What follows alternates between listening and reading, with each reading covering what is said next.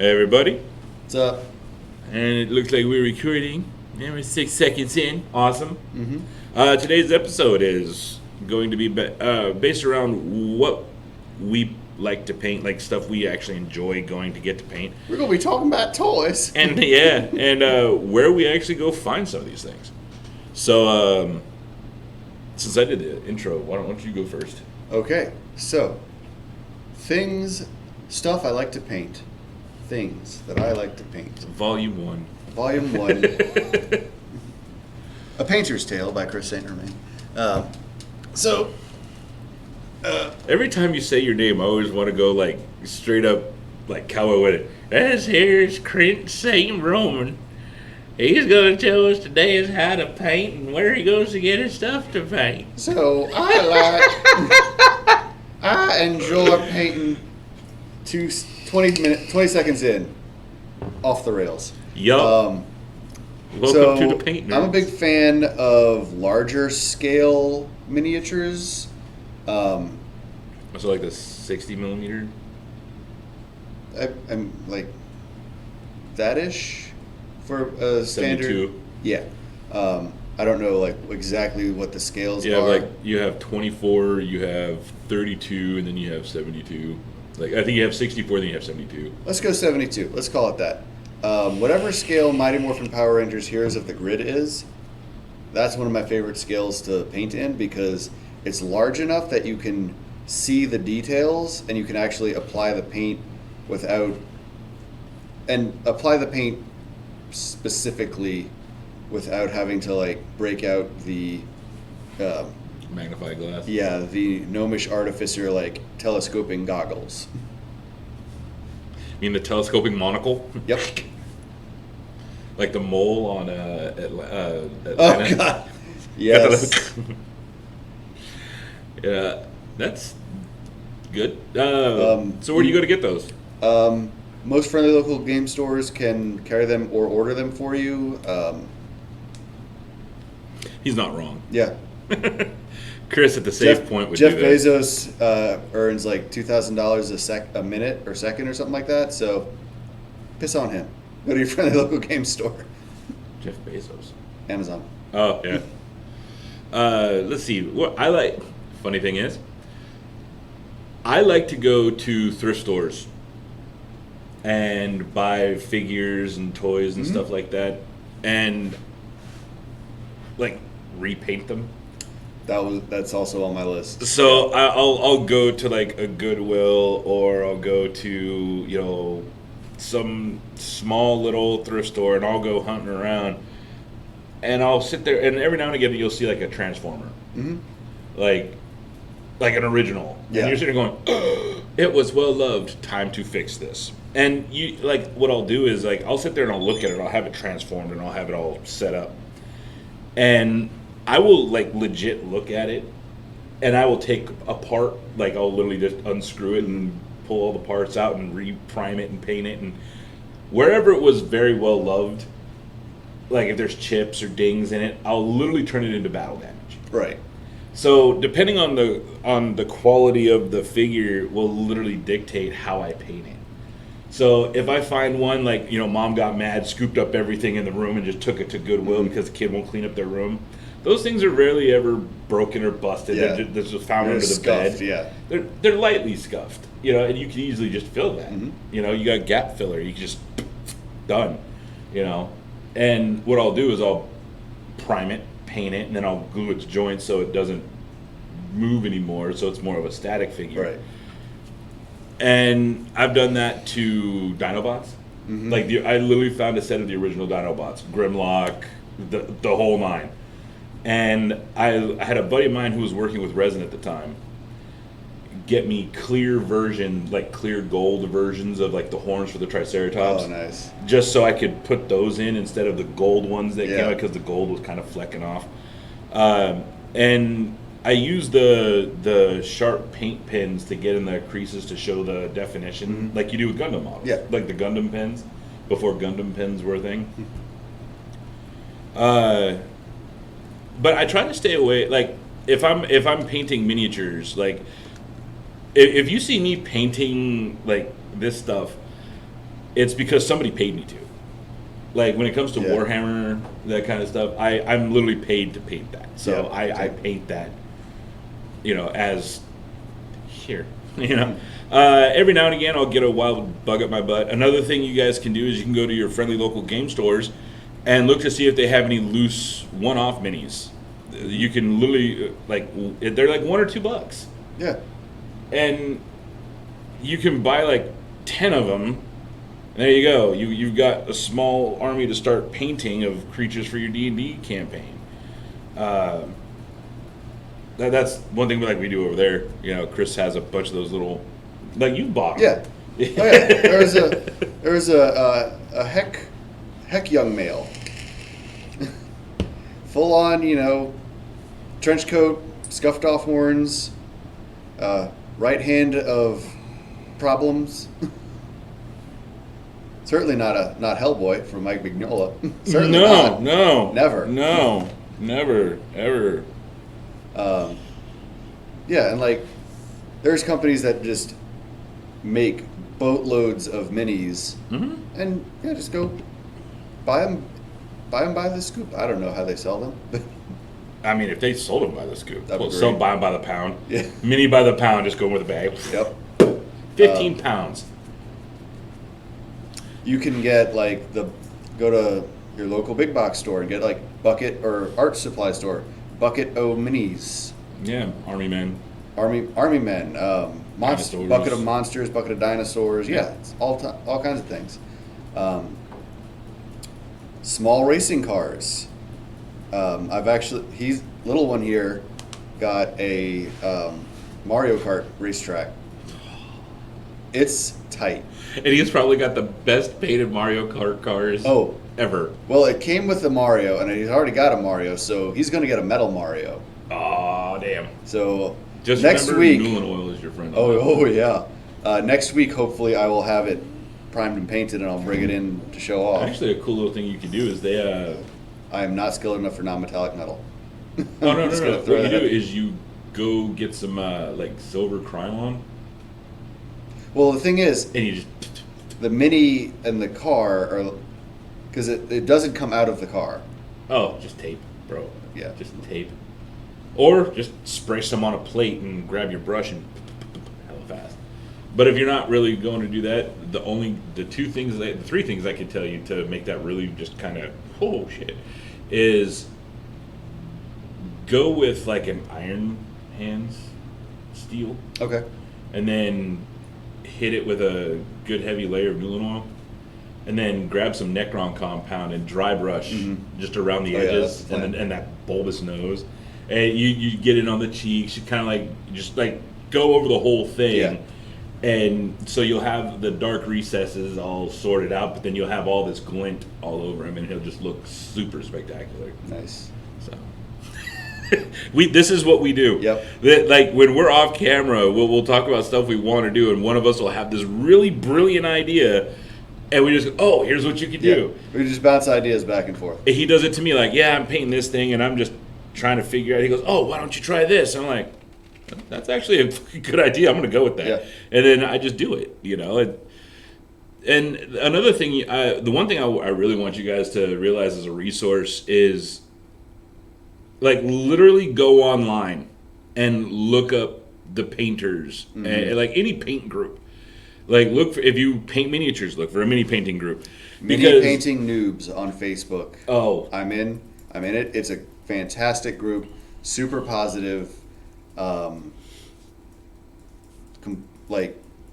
We will always offer good feedback, constructive criticism, and if it looks good, we will tell you to stop. Yeah. That's a hard thing to do. Yeah. And another thing about those groups is, if they're in your area, if they're a local to your area, you could sit there, hey, I need this paint, but I can't find it anywhere. Someone's like, dude, I've got 4 bottles of it. Why don't you come over here? I can give you some. I stockpiled all the Waywatcher glaze back at the house. Back in the early 20s, But there's so many resources to get out there and do stuff, and it's fun. You know, and if you're more the creative type and you just want to make really cool stuff because, you know, hey, really cool stuff, then you have Facebook groups, you have Reddit groups, you have websites dedicated to this. It's not impossible for you to go pick up paints and brushes and make amazing things. And that's kind of like what this is for. Like, I mean, he likes to, you know, go get those cheapo buckets of minis, which is amazing. The monster bucket's going to come in real handy in the Domains of Dread campaign. Yeah. Actually, yeah, that would work. Yeah. A lot. You know, I mean, depending on the scale, like, I like Gundam models. I do. And I like robots. I do. I genuinely love them. I'm a sci-fi kind of person. So, like, I can do all the stuff I really enjoy doing and not have to really go very far to do it. You know, think about it. You go to one thrift store and you look around and you keep going back. Like, from the moment they open, they start putting more stuff out. You never know. Like I said, all it takes is one mom to get really angry with her kid, or one older mom who just wants to get her older kid's stuff out of the house. Empty nesters. Oh, man. Like, they don't realize that they just threw away, you know, a $200 transformer. What's with all these shiny Pokemon cars? This is dumb. yeah, that also a thing. Glittery Charizard? What? No, get rid of this. Yeah, it's like, that's a $4,000 card you just got rid of. Thanks, Mom. That was my nest egg. That was my college fund. Actually, I knew a guy who did that. Like, when shiny Charizards were a thing, like, huge, he had like 5 of them. 5. That's because nobody really thought that they were going to go up. So, like, literally, you know, one day he looks up just to see how much they're worth, and they're like $4,000 or something like that. He literally posts them on Amazon. I got 5, and we'll start the bidding at. And he literally put like $2,000 per. Ended up getting like $15,000 out of it. Oh yeah, easily. You know, I was like, well. So, you never know. Like, hit yard sales, man. It seems weird. Like, it genuinely seems weird that, you know, you go to a yard sale, pick up somebody else's junk, but I can turn that into something. So if you're that creative mind that can take something and turn it into something else, yard sales are your friend. If you can find, like, old G.I. Joe vehicles, like, and you're willing to paint them, those can look, like, totally awesome, because they were legit looking realistic the Joe side, anyway, for the most part, was realistic-looking military. See, I want to get a hold of some of the Star Wars stuff, like X-Wings, TIE Fighters, Millennium Falcons. I would paint the hell out of those. Like, imagine just the sheer amount of fun I would have. Yeah. You know, use some gray sear on a Millennium Falcon, hit it with some, you know, just kind of dust it a little, just dry brush it with just some... dirtify it. Well, the thing is you want to get the flat colors in and get all your little hues in before you start throwing, like, Agrax Earthshade, you know? And so, like, I was talking with a guy about this, how I would do a Millennium Falcon. What I would do is I would literally prime it in gray sear, okay? Because all the metal they use is gray. Yeah. And then I would hit it with, like, a mix of, like... Fenris gray, and I would kind of go along it there, and then I would do another little, like, pass with, like, some sort of, like, warm white. Yeah. You know, I just sit there, and then once it's dry, and I know everything's gonna sit, just take my airbrush and a little bit of what I would start with is like Mignola and like kind of heavy spray it in, like, into the creases, so it all kind of sits in like it's been worked on and all that. Right. And then just go to town with Agrax Earthshade. Yeah. Like, go the outside edges, kind of work my way in. Like, they cleaned this part, but you really couldn't get the edges. Right. You know, the Minox sucked off all the grime on this one little section. Yeah. But you literally just use like a crap ton of Agrax Earthshade around the edge. Because the Nuln oil is going to do its job in the middle, and you're still it's going to be mostly in the recesses, but that Agrax Earthshade around the sides is just going to, you know, really kind of give it that whole, we're a smuggler's ship. Right. You know? Well, this went from where we go get our stuff to, like, dream things we would love to paint. Which is also a good part. It saves us an episode. So something I thought of recently, walking through the toy section of my local big box store, they have reissues of the old like Aliens toys that are huge. Yes. Yeah. I've been fighting that ever since I first saw them. Like, they did a reissue of Samurai Spawn. I haven't seen that one yet. It was at Walmart. Like in like the electronics geek section where they keep the Funkos. No, this was I literally found it in the clearance aisle. Wow. Like they had like 6 of them. All right then. Like I was like, I really want to buy this for X amount of doll hairs, but you know, I don't think I have the time to paint it right now. You know, and that's another thing is, I never go looking for stuff to paint until I know I'm going to have time to paint it. Mm-hmm. Like, if I know, don't contribute to your pile of shame. Yeah, what I like to do is, it's like, okay, I know I have like 15 free hours of nothing. Mm-hmm. That I'm going to be, like, I literally have no plans. My wife doesn't need me to do anything. Right. I'm back in state. I don't have to run the shop. Yeah. You know, I don't have anybody needing me for any amount of time. And I have no outside work that needs to be done. So I'm going to have a day to myself. So what I'll do is I'll literally that week, like the week before, is I'll go hit all my favorite little spots to go pick up stuff, and I'll go find 1 or 2 pieces that I really just want to knuckle down on. Yeah. Like it'll call to me. Like you'll see the little beam of light. You'll hear the angelic choir, and it's like that's my jam. Mm-hmm. And I'll grab it, and then I'll bring it home. I'll clean it, and get all the decals and stuff off of it, and then go about figuring out where I'm going to do what. That's just how I do it. You guys can spend your doll hairs however you see fit. All right, other paints things. There's always the bobbleheads. Yeah, like the Funko Pop bobblehead. Yeah, those are fun. And stuff like this. Mm-hmm. A while back, to encourage kids doing more art, Disney actually came out with a bunch of collectible. I can't get behind Disney, man. Collectible like little mini characters that you could like just completely white, and they had like little sketch marks of where you could add things. Mm-hmm. But like, here, go paint it for free. Yeah, well, not for free. Like you had to buy the. I have my reservations, man.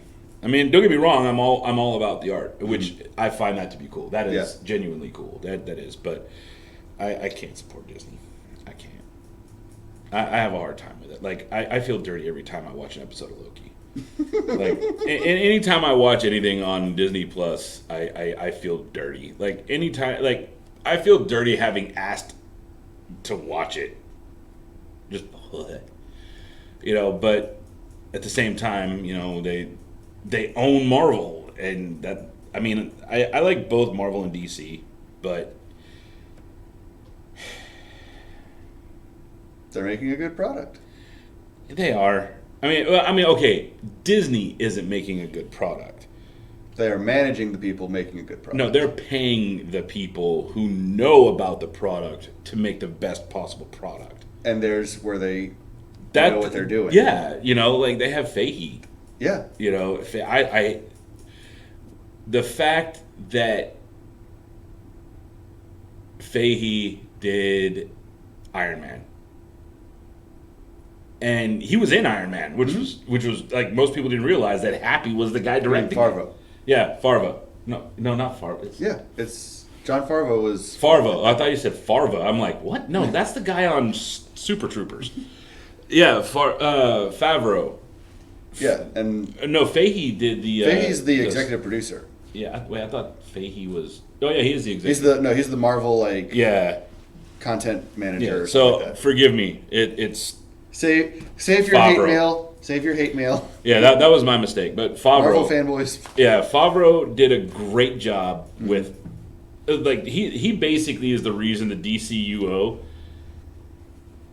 not the MCU. like has its tone. Yeah, and is because of him. Yeah, and the fact that he is basically in charge of a lot of the Star Wars stuff. Mm-hmm.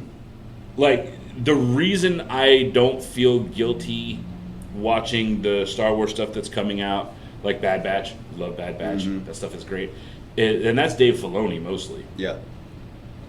It's funny, I can remember Filoni, but I can't remember Favreau. Too many F's, man. Too many Well, F's. they also they know how to recognize talent and develop it, because they were like, you did great the first 2 rounds with Iron Man. We want you to work on other things too. Yeah. Because we want to vary the tone of this franchise, but we've got other projects that we think you're going to love. And that goes back years in that company. Like, they know how to grow their own talent. They do, but This is rapidly becoming point counterpoint. yeah, which is fine. I mean, we need filler for the anyway. He almost destroyed your chances. That was of close. He almost destroyed killed any hopes. future siblings. Woo! I've been there a few times. But Favreau, it's like every time I see like behind the scenes and see him on the set, and you catch those bits where he's just like talking to somebody, you see his energy. Yeah. Like, I'm sitting there going, yeah, I could do He's what the he wants guy me that's to like, do. oh, that's totally cool. I want to see more of that. Yeah, and when it comes to Filoni, when he does like the Bad Batch and he did Clone Wars, Yeah. oh my God, Which love Clone Wars. You know it's quality when Disney's like, this was made for a competitor and took money away from the Disney Channel, but we're going to keep it. We're going to buy it. We're going to keep it. We're going to incorporate it into what we do because it was that good of a product. Oh yeah, yeah, and it was great. And like Filoni, literally, I remember seeing an interview with him where he was talking about how he got pulled into that, and it was great because he thought it was just a bunch of his friends messing with him. Yeah. Like, he was like, yeah, sure, okay, whatever, yeah, I'll go to see George Lucas, okay. And the gal at the other end was like, no, really, this is Lucas Arts, and he really wants to talk to you personally. And he's like, okay, yeah. Right. He hangs up, and then he calls back. He goes, are you serious? This is Lucasfilm? He goes, yeah, this is Lucasfilm, LucasArts. Yeah, we do have you on the schedule. We'll be waiting for you when you get here. And he just he felt like a total doof, doing that. But, I mean, that's a dream job for him. Yeah. And it's one of those things where he just kind of went, oh God, I think like, he literally went into that after that phone call thinking that he wasn't going to get the job because of how he handled it. Yeah. But then George literally looked at him and goes, oh yeah, I like what you did here, I like what you did here, and I want you to do this. And I like your flannel. Yeah. And it just became one of those things where it's like, yeah, I want you to do this. You interested? Well, yeah, I'm interested. Cool. See you tomorrow. Wait, what? It's like, oh yeah, welcome. Here's your lightsaber. Yeah, here's your custom lightsaber. Dude, if I ever got handed a lightsaber by George Lucas, I'd probably die. Yep. Like, I don't care. Like, if George Lucas said, you know what, I love what you're doing for the art community. Here, guys, lightsabers on me. I'd be like, like, I would vapor lock and die right there, and Chris would be too stunned to give me mouth to mouth. Yep, that's why. He's like, hold on, let me. I don't have a pocket mask. I can't do nothing. Oh, come on, you'd kiss me. I'm handsome. So, other things we like to paint. Yes. Actually, I like painting anything that I can put paint on. Yeah. I'm not averse to painting anything, but I have to have a reason why. Mm-hmm. And like, I mean, that mask right there, the Daredevil one, I repainted that because it was just broken down latex. Right. But yet, the house, not a fan. Not a fan of painting rooms. See, no, I'll paint a room. I did too much of that when I was a kid for my grandpa, and I was like, oh. That is to this day still a job I enjoy. Is like, I mean, I'll grab like, I'll literally just take some. Okay. Your phone just shuts it. No, but what I'll do is I'll literally just take some cardboard, tape it to the like cement. The liquid cement, the rubber cement, and I'll just put an edge on there and just frame off any Areas that don't need paint, I just grab my blower and just. Okay, that's. Oh yeah, no, we were. My grandpa was old school, like brush style. Oh, give me a roller, dude. I'll knock out a room in about 20, 30 minutes. I mean, it all depends on how much taping I have to do. Yeah. Like, I found that the easiest thing to do is to take the bit off the outlet and just put tape on the plug itself, over the whole and then thing. just done. Just make sure you're not doing anything crazy on your drop cloth. Like, you don't have to worry about anything after that. Like, you just paint, and then you just put everything back and let the paint dry around the outlet cover. There you go. Like, there's ways to make it easier. Like, you get one of those big old, like, painter's knives. Mm-hmm. You just sit there. Done. But if you're using a roller, it's just like the one thing I hate is like when you're using a roller, like the sheer amount of taping that has to be done.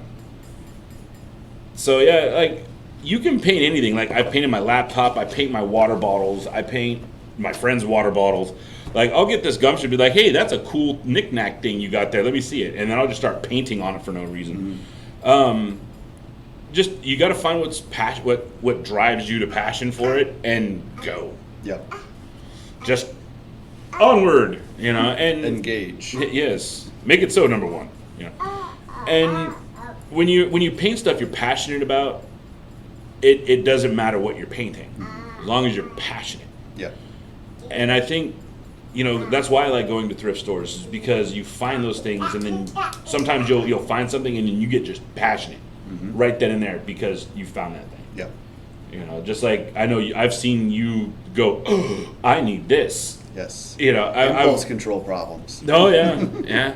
I've literally watched this man come into go into a store and go, I need this, and he just grabs it like he does. He's gonna put this on the counter. Yeah, it's like zero thought about what he's doing at the time. It's just I really need that, and when you're spending. Small businesses love me. Yeah. Yes, they do. They love me too. Don't even feel bad. Like I'll sit there and say, "Hey, I really like this. I'm gonna paint it for no reason." Again, that's just me though. Like I paint things for no reason. Like I have no rhyme or reason why I should be doing this. I just do. Yep. And I love that, being able to do that. And I think that kind of works for everybody. So.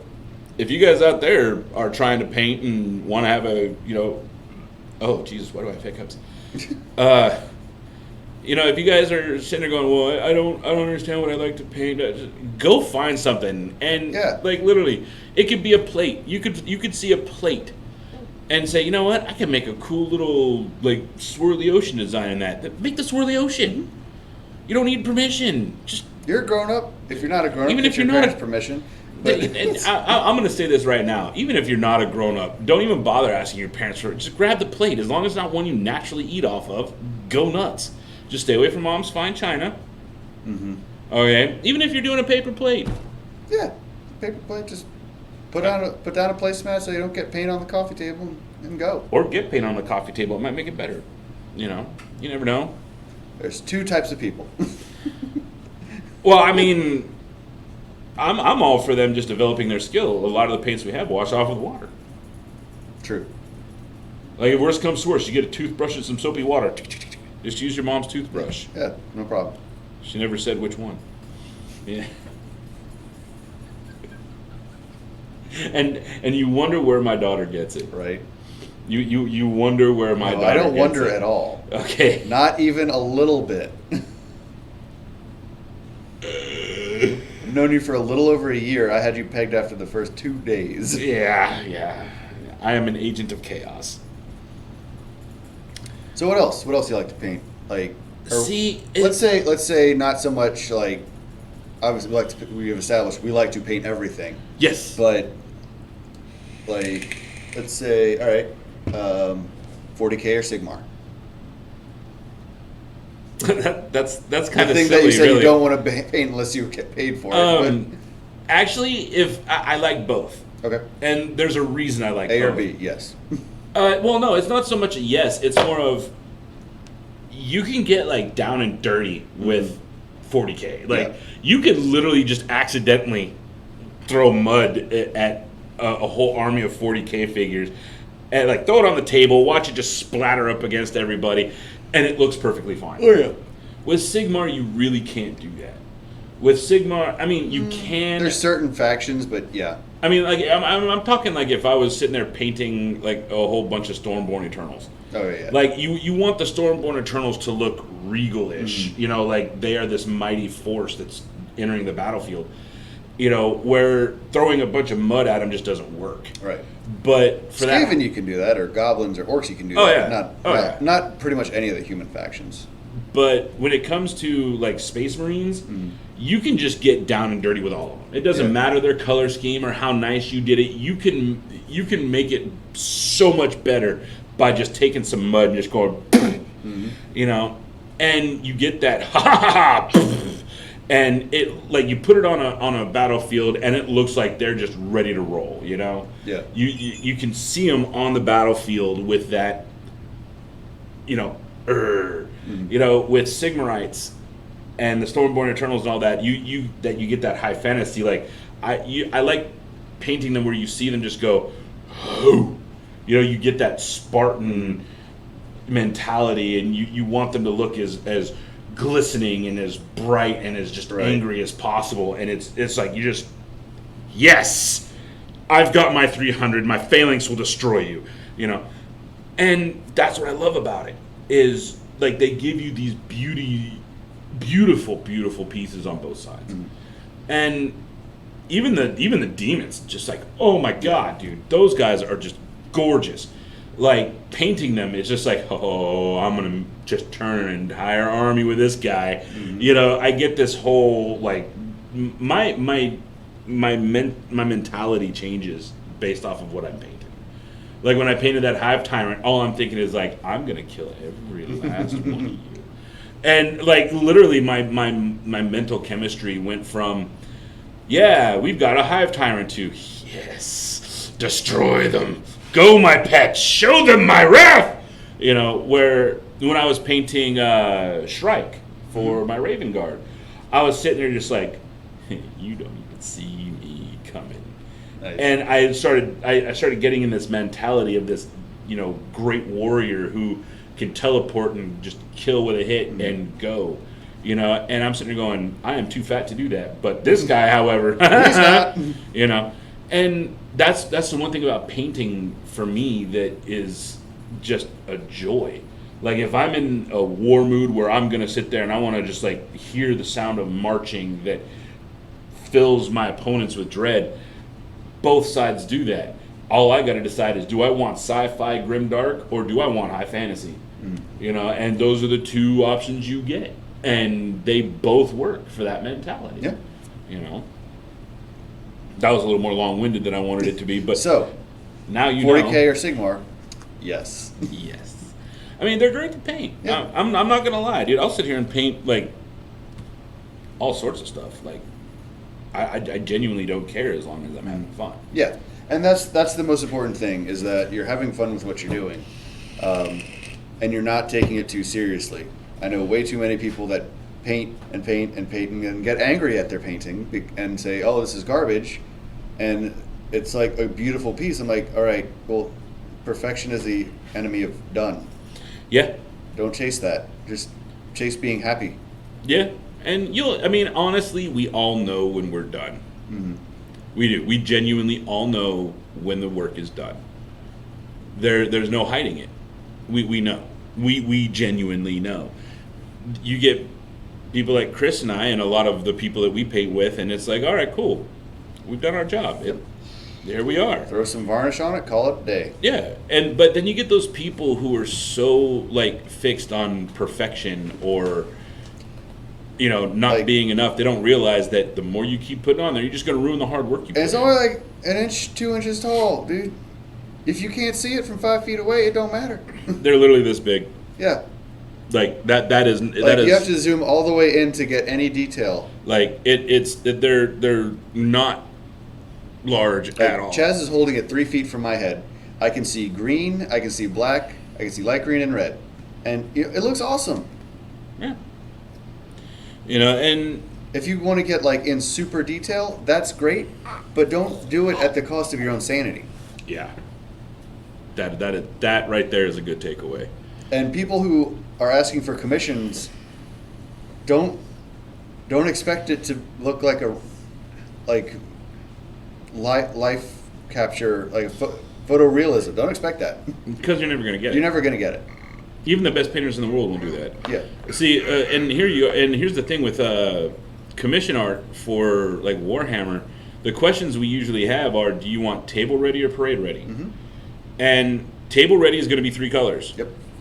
3 separate colors. Parade ready is 5 or more. Mm-hmm.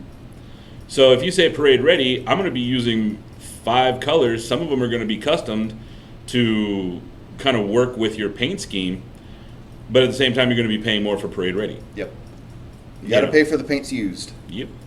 And the techniques. Mm-hmm. Like I do a lot of stuff with an airbrush, and I can do one model really quick, but I have to do 50 of them. Well, but you're asking for a lot of paint. That's a lot of paint and a lot of time. Yeah. And my time isn't cheap. I've literally had people sit there and ask me how much painting, like, I think this box came with like 60 figures. So how much would it cost me to paint like 15 of them? And I said, well, 15 of them, are they going to be uniform? How many colors? Mm-hmm. And the guy literally said, he goes, I want them all parade ready. And no, he wanted me to paint 30. And I was like, I could do that. And he goes, I want them all parade ready. I'm like, I can do that too. And he goes, how long is it going to take? I said, probably about 2-3 weeks. Mm-hmm. And he goes, well, that's a long time. I said, not if you want parade ready. Right. And then when you say the price, well, okay, let's say minimum, let's say 30 let's pieces say you of can parade knock ready out is $260. Yeah, I was about to say, if you knock out 1 in an hour, that's 30 hours. Mm-hmm.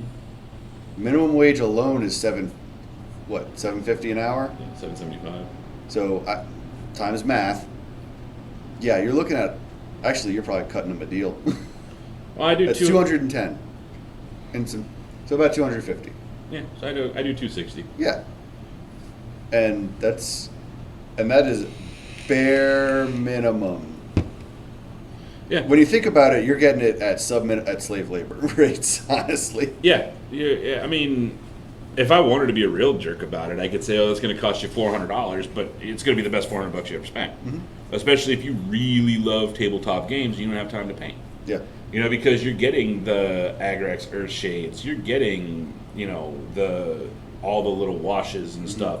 You're getting gold that looks like antique gold. You're getting, all these little things that you wouldn't normally expect out of, out of a miniature. You're getting, and that's for $260. It's a steal. Yeah.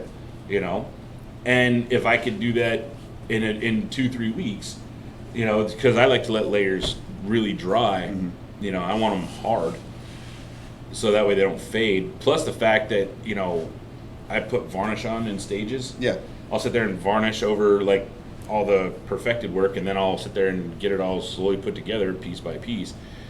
It takes about, like, I did a whole pack of Orc Boys. I think it was like 10 models, and I did it in a week. I'm still working on Mike's. And and like that was with a custom green. Mm. That was with a bunch of highlighting and a bunch of shading and 5 colors on orcs. So, yeah. And the guy paid me, and because it was 10, he paid me like $160 for it. Mm-hmm. Which, hey, and he loves them. He still has them to this day. Nice. Like I did the basing for him. I got them all in their, cool little bits, and he still has them to this day. And George saw them, and he was like, "Those are some awesome looking orcs." Yeah, right.